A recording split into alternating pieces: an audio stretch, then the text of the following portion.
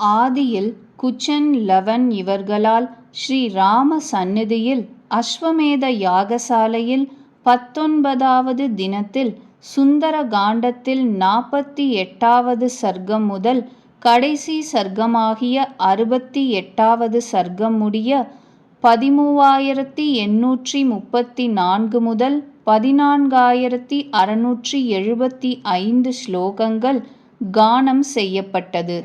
அன்று கானம் செய்யப்பட்ட ஸ்லோக சங்கியை 842. இப்பொழுது 48வது சர்க்கம். பிரம்மாஸ்திரத்தால் ஹனுமார் கட்டுண்டது. ஹனுமாரினால் அக்ஷன் என்ற குமாரன் கொலையுண்ட பொழுது அந்த பிரக்யாதி பெற்ற ராட்சச ராஜன் மனதை ஒருவாறு தேற்றிக்கொண்டு அதின்மேல் இந்திரனுக்கு ஒப்பானவனும் ஆத்திரத்துடன் இருப்பவனுமான இந்திரஜித்தை பார்த்து இவ்விதம் கட்டளையிட்டான். நீ அஸ்திரங்களை கற்றவன், ஆயுதம் பிடித்தவர்களில் உத்கிருஷ்டன், தேவர்களுக்கும் அசுரர்களுக்கும் கூட சோகத்தை கொடுப்பவன், இந்திரன் உள்ளிட்ட தேவர்களிடத்திலும் செல்லக்கூடிய செயலுடையவன், பிரம்மனை பணிந்து அஸ்திரங்களை சேர்த்தவன். உனது அஸ்திரத்தின் பலத்தை போரில் எதிர்த்து பொறுத்து நிற்க அசுரர்கள் வல்லர் அல்லர், தேவகணங்களும் வல்லர் அல்லர், தேவராஜனை துணை கொண்டவர்களும் பொறுக்க முடியாது. போரில் வருத்தம் அடையாதவன் என்கின்ற ஒருவரும் உலகங்கிலும் இல்லை. நீயோ தவ மகிமையாலேயே சர்வ பிரகாரத்தாலும் ரக்ஷனை கொண்டவன், அன்றியும் தோல் வலிமையால் காப்பாற்றப்பட்டவன், தேச காலங்களுக்கு ஏற்றபடி நடப்பவன், நுண்ணறிவு உள்ளவன். யுத்தங்களில் உனது பிரயாசத்தை கொண்டு முடிக்க முடியாத காரியம் ஒன்றும் இல்லை. புத்தியை கொண்டு ஆராயுமிடத்தில் உனக்கு அசாத்தியமான செயலென்பது இல்லை. எவன் உனது அஸ்திரத்தின் திறத்தையும் உனது சாமர்த்தியத்தையும் அறியானோ அப்படிப்பட்ட ஒருவனும் 3 உலகங்களிலும் இல்லை. உனது தவத்தின் பலமும் பராக்கிரமமும் யுத்தத்தில் அஸ்திரத்தின் பெருமையும் எனக்கு ஈடாக இருக்கும். யுத்த சங்கடத்தில் நிச்சயமாய் ஐயம் கொள்ளும் உன்னை பெற்றபின் மனது கவலையை அடைவதில்லை. கிங்கரர்கள் யாவரும் ஜம்புமாலி என்ற ராட்சசனும் வீரர்களான மந்திரி மைந்தர்களும் 5 சேனாபதி வீரர்களும் கொல்லப்பட்டனர். குதிரைகள், யானைகள், தேர்கள் இவைகளோடு கூடியதும் மிக பெருத்ததுமான சேனைகளும் அப்படியே கொல்லப்பட்டன. உனது அன்பிற்குரிய உடன் பிறந்த அக்ஷகுமாரனும் கொல்லப்பட்டான். சத்ரு சம்ஹாரகனே, எனக்கோ உன்னிடத்தில் மதிப்பு எதோ அது அவர்களிடத்தில் கிடையாதே.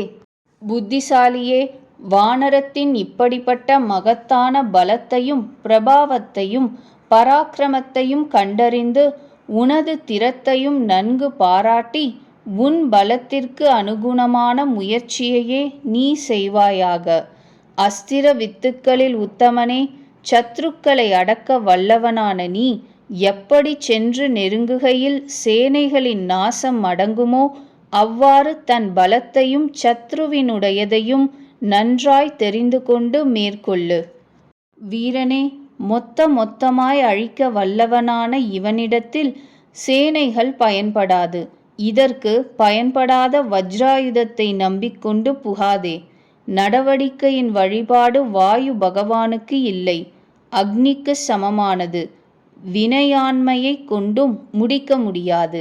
அந்த காரியத்தை இப்படியெல்லாம் ஒன்றும் விடாமல் நன்கு ஆராய்ந்து உணர்ந்து உனது செயலின் திறத்தால் மன உறுதி கொண்டவனாகவே வில்லினது தேவர்களால் அளிக்கப்பெற்ற அஸ்திர மந்திர பிரபாவத்தை நன்கு மதித்து செல்வாயாக.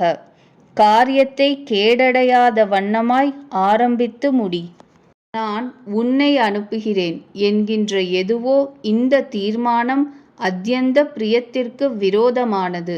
ஆனாலோ இந்த தீர்மானமே ராஜ தர்மங்களுக்கும் ராஜாவிற்கும் ஏற்றது. சத்ரு விநாசகனே, யுத்தத்தில் பல சாஸ்திரங்களில் நிபுணத்துவத்தை எப்படியும் வெளிப்படுத்தி காட்ட வேண்டியது. போரில் என்றால் பிரயோஜனம் எதுவோ அது எதிராளியை தோற்கடித்தல் ஒன்றே. தேவர்கள் போல் பிரபாவசாலியாய் குறையாத வலுக்கொண்ட வீரனான அவன் தந்தையின் அம்மொழியை கேட்டு அதனால் போருக்கு மனப்பூர்வமாய் ஏற்றுக்கொண்ட மனத்தனாய் இறைவனை பிரதட்சிணம் பண்ணினான். அந்த இஷ்டர்களான தன் இனத்தார்களால் சம்மானித்து விடை கொடுக்கப்பட்டவனாய் யுத்தத்தில் ஆத்திரம் கொண்டவனாய் இந்திரஜித்து போருக்கு ஜாக்கிரதையுடன் இருப்பவனாய் உற்சாகத்தோடு கூடினவனாய் அப்பொழுது புறப்பட உத்தேசம் கொண்டான். தாமரை இதழ் போன்ற கண்களுடையவனும் மகா தேஜஸ்வியும் ஸ்ரீமானுமான ராட்சச ராஜகுமாரன் பர்வ காலங்களில் சமுத்திரம் போல் வெளிவந்தான். இந்திரனுக்கே உவமை சொல்லக்கூடிய அந்த இந்திரஜித் பறவை மன்னவருக்கு ஒப்பானவைகளாய் ஒன்றுக்கொன்று சமானமான வேகசாலிகளானவைகளும் வெளுத்து கூரிய கோர பற்கள் உடையவனுமான 4 புலிகளால் பூட்டப் பெற்றதும் தடைபடாது எங்கும் செல்ல வல்லதுமான தேர் ஒன்றில் ஏறிக்கொண்டான். வில்லாளிகளுக்குள் உத்தமனும் ஆயுத வித்தை அறிந்தவனும் அஸ்திர வித்தையில் நிபுணனும் மகாரதனுமான அவன் எங்கு அந்த ஹனுமார் இருந்தாரோ அங்கு தேருடன் விரைவாக வந்து சேர்ந்தான். அவனுடைய இரத கோஷத்தையும் வில்லின் நானொலியையும் அந்த ஹரி வீரரான இவர் கேட்டு பரமானந்தம் கொண்டவராய் விளங்கினார். போர்த்தொழிலில் பண்டிதனாகிய இந்திரஜித்து வில்லையும் கூரிய சல்யங்களை உடைய பாணங்களையும் எடுத்துக்கொண்டு ஹனுமாரை நோக்கிச் சென்றான்.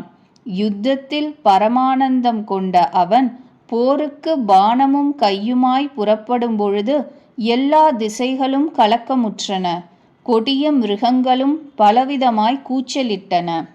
இச்சந்தர்ப்பத்தில் அங்கே நாகர்களும் யக்ஷர்களும் மகரிஷிகளும் வானத்தில் சஞ்சரிக்கும் சித்தர்களும் வந்து கூடினார்கள். பறவை கணங்களும் பெருமகிழ்ச்சி கொண்டனவாகி ஆகாயத்தை மறைத்து கொண்டு உரக்க கூச்சலிட்டன. தேரின் மீது ஏறியவனாய் விரைவாய் வருகின்ற இந்திரஜித்தை வானரர் கண்முன்னு கண்டு பேரொளியை முழக்கினார். அதோடு பரபரப்பு கொண்டவராய் மிக பெரிய வடிவமெடுத்தார். மெச்சும்படி காரியங்களை முடிக்கவல்ல வில்லை உடைய இந்திரஜித்து திவ்யமான தேரின் மீது இருந்து கொண்டே இடிபோல உரத்த பேரோசையும் செய்யும் வில்லை டங்காரம் செய்தான். அதின்மேல் தேவராஜனையும் அசுரராஜனையும் போன்றவர்களாய் யுத்தத்தில் அச்சம் கொள்ளாதவர்களாய் மகாபலிஷ்டர்களான வானரரும் அரக்கர் மன்னனின் மைந்தனுமான அவ்விருவர்களும் வைரம் பாராட்டினவர்களாய் மிக தீக்ஷ்ணமான ஆத்திரம் கொண்டவர்களாய் யுத்தம் செய்தார்கள். சண்டையில் தேறி பரிசு பெற்றவனும் வில்லாளியும் மகாரதனும் வீரனுமான அவனுடைய சரங்களின் வேகத்தை அகோச்சரமான அவர் நாசமாக்கினார். மேன்மேலும் விருத்தியடைந்தவராய் தந்தையின் மார்க்கமாகிய ஆகாயத்தில் உலாவித் திரிந்தார். பகைத்து வரும் வீரர்களை ஹதம் செய்ய வல்லவனான வீரனான அவன் அப்பொழுது நீண்டு கூரிய சல்யங்கள் அமைந்ததும் நல்ல இறகுகள் கட்டியவைகளும் பொன்னிற் செய்த விசித்திரமான நுனிகளை உடையவைகளும் நன்றாய் வனக்குற்றவைகளும் இடி விழுவதற்கு சமமான வேகம் உள்ளவைகளுமான பாணங்களை பாயவிட்டான். அவர் அவனுடைய அந்த தேரின் பேரோசையையும் மிருதங்கம் பேரி படக வாத்தியங்களின் கோஷத்தையும் நாணிட்டு இழுக்கப்படுகின்ற வில்லின் கோஷத்தையும் செவியுற்று இன்னும் மேலே துள்ளி பாய்ந்தார்.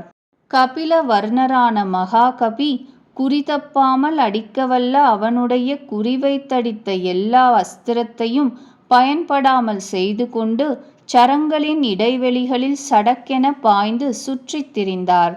வாயு மைந்தனான ஹனுமார் அவனுடைய பாணங்களுக்கு இலக்காய் எதிரில் தோன்றி நின்றார். என்றாலும் கைகளை விரித்து கொண்டு தப்பி பாய்ந்து விட்டார். வேகசாலிகளும் யுத்த கர்மத்தில் மிக தேறினவர்களுமான அவ்விருவர்களும் சர்வ பூதங்களின் மனங்களை பறிக்கும்படியானதும் அற்புதமும் ஆன போரொன்றை புரிந்தார்கள். ராட்சசன் ஹனுமாருடைய மர்மத்தை அறியவில்லை. மாருதியார் மகா தைரியமுடைய அவனுடைய மர்மத்தை அறியவில்லை. தேவர்களுக்கு இணையான விக்கிரமசாலிகளான அவ்விருவர்களும் ஒருவருக்கொருவர் எதிர்த்து நின்று தாங்க முடியாதவர்களாயிருந்தார்கள். குறிவைத்து பானங்களை தொடுப்பதில் ஊக்கமுள்ள மகாத்மாவான அவன் லட்சியம் பயன்படாமல் இருந்து வீண் போகாத சரங்கள் வீணாய் விழவே அப்பொழுது மகத்தான கவலை கொண்டான். ராட்சச ராஜனது மைந்தன் அந்த வானரருக்கு மரணம் இன்மையை கண்டு கொண்டு அந்த வானர வீர சிரேஷ்டர் விஷயத்தில் எவ்வாறு அவரை அடக்கலாம் என்று பிடித்து கொள்ளும் விஷயத்தில் அப்பொழுது ஓர்வித தீர்மானத்தை செய்தான்.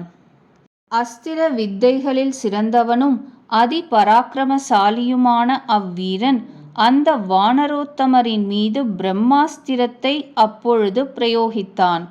அஸ்திரங்களின் உண்மை அறிந்தவனும் மகாபாகுவுமான இந்திரஜித் இவர் இறப்பில்லாதவர் என்று உணர்ந்து வாயு குமாரரான அவரை அஸ்திரம் கொண்டு கட்டி பிணித்து விட்டான்.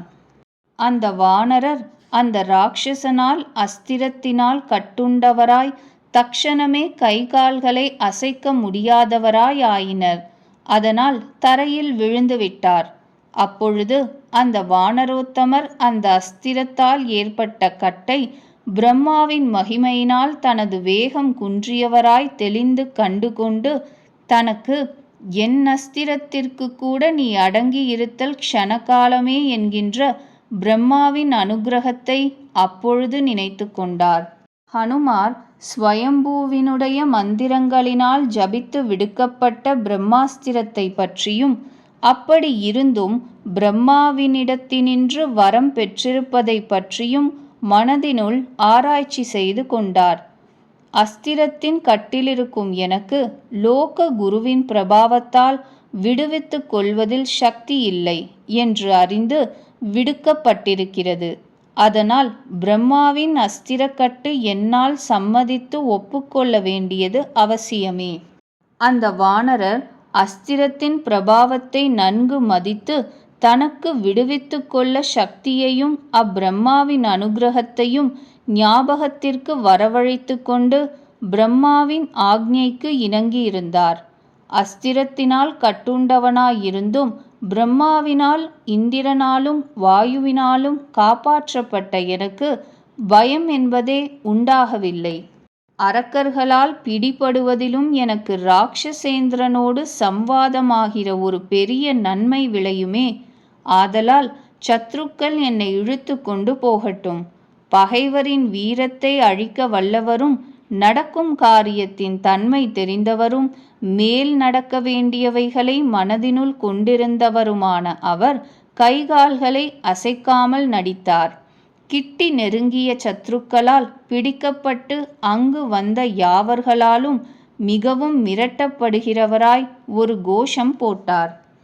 சத்ருக்களை ஒழிக்கவல்ல அவரை செயலற்றிருப்பவராக அப்பொழுது கண்டு அரக்கர்கள் உறுதியான சணல் நார்களாலும் மரப்பட்டைகளாலும் கட்டினார்கள். ஒரு கால் விஷயம் தெரிந்து கொள்ள வேண்டும் என்கின்ற ஆசையால் ராட்சசேந்திரன் என்னை பார்க்க வருவான் என்று நிச்சயித்து கொண்டவராய் அவர் சத்ரு வீரர்களால் பிடிபட்டதையும் அதிகமாய் மிரட்டப்படுவதையும் பிரியமாகவே பொறுத்திருந்தார். அந்த வீரியவான் மரப்பட்டையினாலேயே கட்டுண்டவராய் அந்த அஸ்திரத்தால் விடுபட்டார். ஏனென்றால் அந்த அஸ்திர கட்டானது மற்றொரு பிணையை ஒத்துக்கொள்ளாது.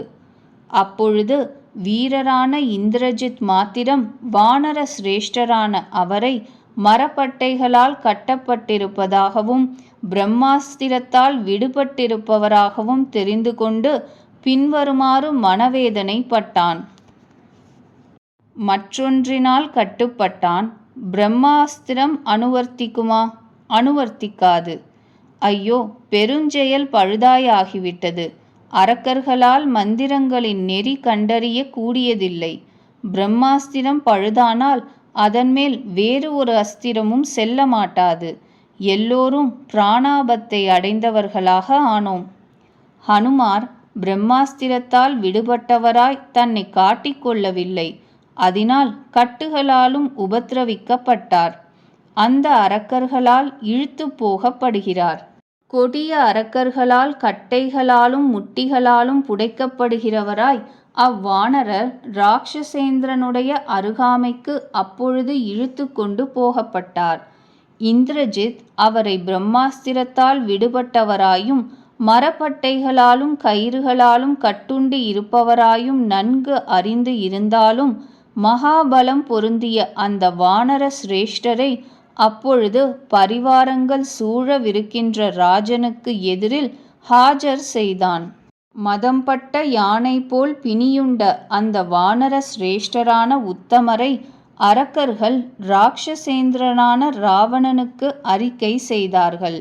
அந்த சந்தர்ப்பத்தில் ராட்சச வீரர்களுக்குள், இது யாரைச் சேர்ந்தது? எங்கிருந்து வந்தது? இங்கு என்ன காரியம்? யார் ஆதாரம்? என்று இப்படி பேச்சுகள் நடந்தன.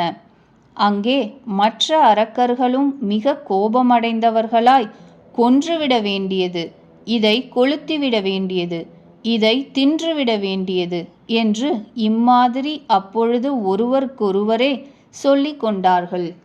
அந்த மகாத்மா வழியை சீக்கிரமாக கடந்து அங்கு ராட்சசாதிபரின் அடிக்கீழ் பணிவிடைக்கு காத்திருக்கும் பெரியோர்களையும் மன்னனின் சிறந்த ரத்னங்களால் அலங்கரிக்கப்பட்ட மாளிகையையும் கண்டார்.